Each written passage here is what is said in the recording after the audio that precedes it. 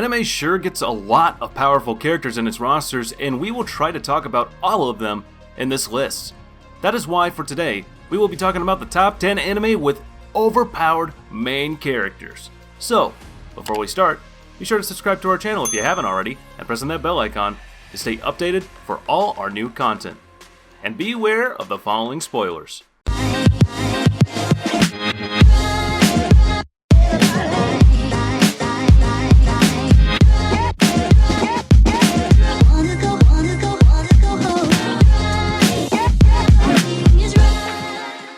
Coming in at number 10, we have By the Grace of the Gods. It has been a recurring feat in these shows that the main character is reincarnated with immense, powerful abilities. And it just so happens that this anime isn't any different. In this show, the main character dies from being overworked and exploited by his bosses, only to be reborn as a young boy in a new world with immense powers and abilities. He uses those powers not to gain land or build an empire of his own, nor to kill the Demon Lord. He uses his abilities instead to tame slimes and create new forms of them. This isekai is like a breath of fresh air, and watching it gave me a sigh of relief. That is why I recommend that you guys go check it out. Coming in at number 9, we have Quanzhi Fashi. So, just imagine you're being treated like shit, and then you're transported to another world, which is similar in everything to the first one, but this time, the humiliation includes magic too. Lucky for the main character, he hit the jackpot when no one was looking, earning himself the power of thunder, which is so rare it appears once in a generation. However, that wasn't enough to satisfy his ego, so he begged the gacha gods for more, and they listened to his plea, granting him the ability of fire as well. I mean, how lucky can this guy get? He has two of the most powerful abilities ever, something that no one has ever been able to do before him. Coming in at number 8, we have To the Abandoned Sacred Beasts.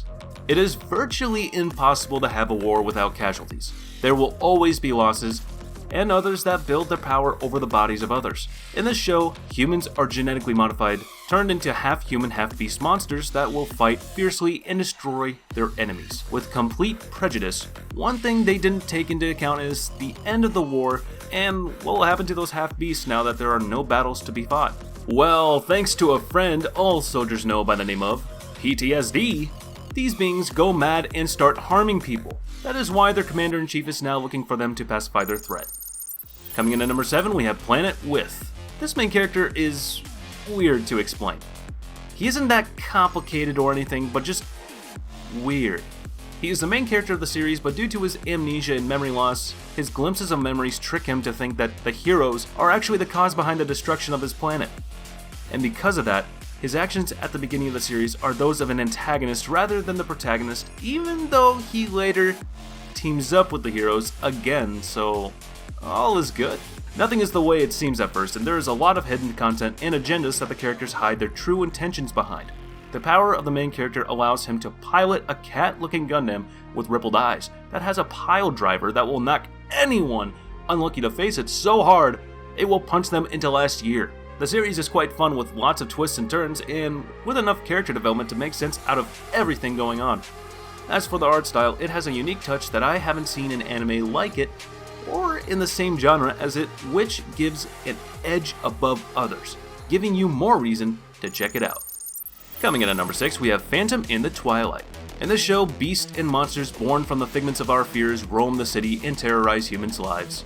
One of those lives happened to be a girl that finds herself thrown into the midst of a war between the Cafe Forbidden and its handsome, powerful men, and the beasts that wish to ruin the city.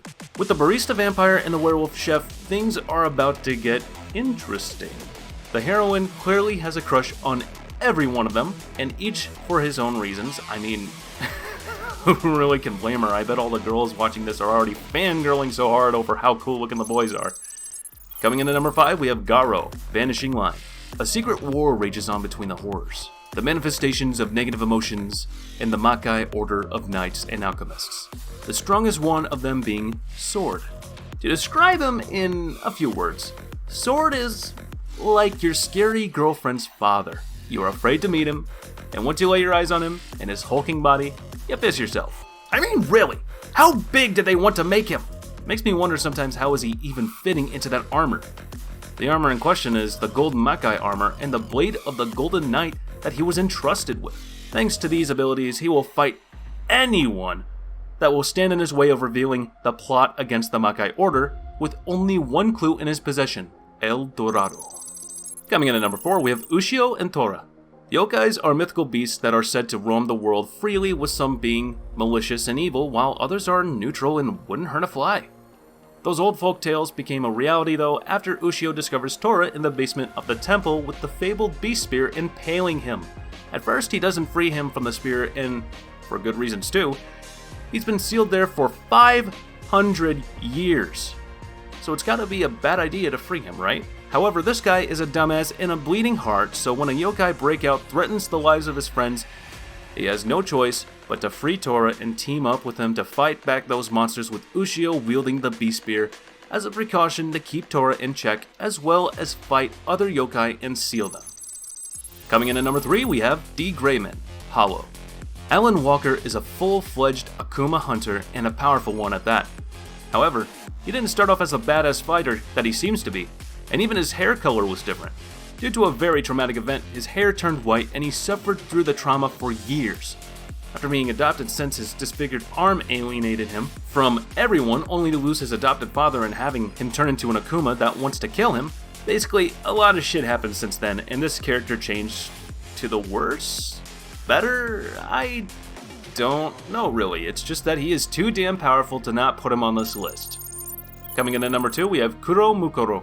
He lost his master and princess in the attack of the aliens during the Edo period, and now he has a chance to return the favor after being transported to the modern age by someone that looked exactly like his princess. And with the same aliens returning, he will once again be called to arms to battle against those aliens with the giant mechs and abilities he displays. His origins are a mystery, and the relation between him and his princess look-alike are more than it seems to be.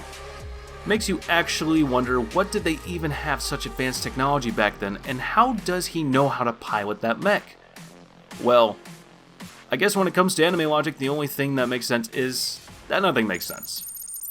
And number 1 goes to Dimension W. Humans discovered the existence of a new dimension called Dimension W, and through the coil technology they were able to harness that power, using it in industries and in enhancing humans' abilities.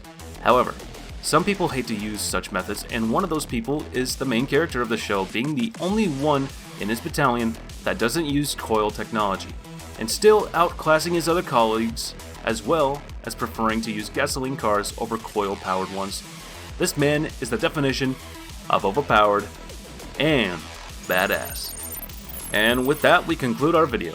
If you enjoyed this list, I want you to smash that thumbs up button, and if you haven't subscribed already, be sure to subscribe and press that bell icon to keep yourself notified of all our latest videos. Also, comment down below on the anime you like the most on this list, and if you're planning on watching any of them anytime soon. And if you have any suggestions, place them in the comments down below. And as for now, I'll catch you later.